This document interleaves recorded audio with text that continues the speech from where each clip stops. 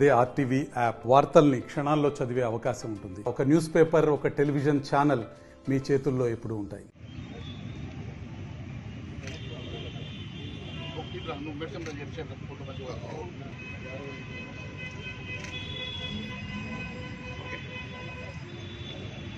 ఈరోజు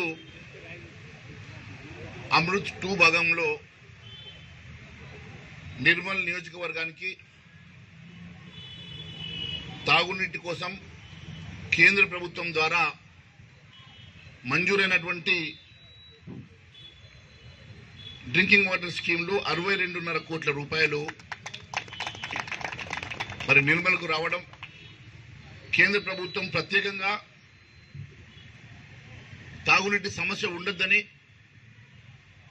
మరి నిర్మల్ పట్టణ తాగునీటి సమస్య పరిష్కారం కోసం ఇచ్చినటువంటి 62.50 కోట్ల రూపాయలతో ఈరోజు పనులు ప్రారంభించడం జరుగుతున్నది.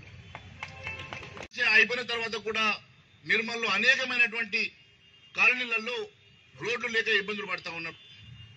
ఇలా మొన్న ఎన్నికల ముందు ఒక ఎస్డిపి పేరు మీద ఒక పాంప్లెట్ ఇచ్చిండు పెద్ద మనిషి, 80 కోట్ల రూపాయలు నిర్మల మంజూరు వచ్చిందని.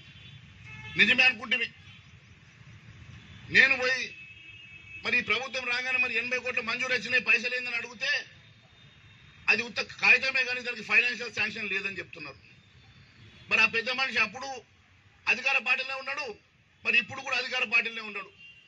మరి 80 లక్షలు ఎటుపోయినాయని నేను అడుగుతా ఉన్నా.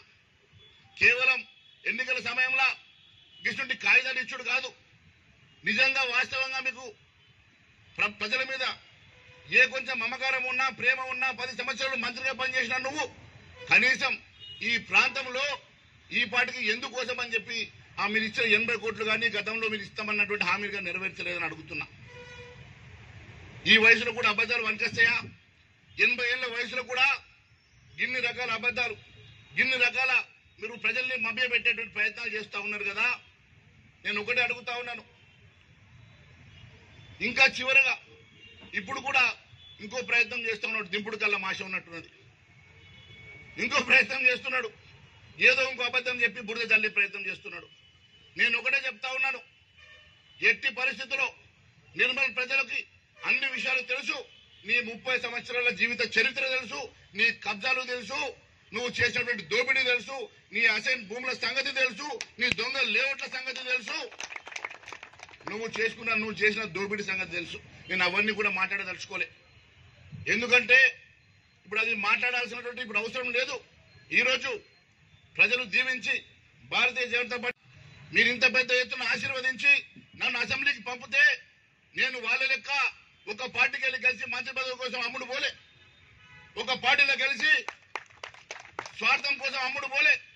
నేను మీరు గెలిపించిన తర్వాత నిక్కార్చుగా నిజాయితీగా నన్ను గెలిపించిన భారతీయ జనతా పార్టీ తరఫున మీ అందరి కోసం, మీ అందరి పక్షాన పోరాటం చేస్తున్న సంగతి గుర్తు చేస్తున్నా.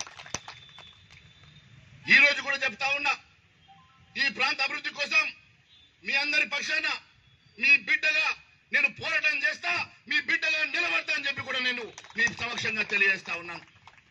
అంతేకాకుండా మీ అందరికీ కూడా ఇంకో విషయం తెలియజేస్తా ఉన్నాను.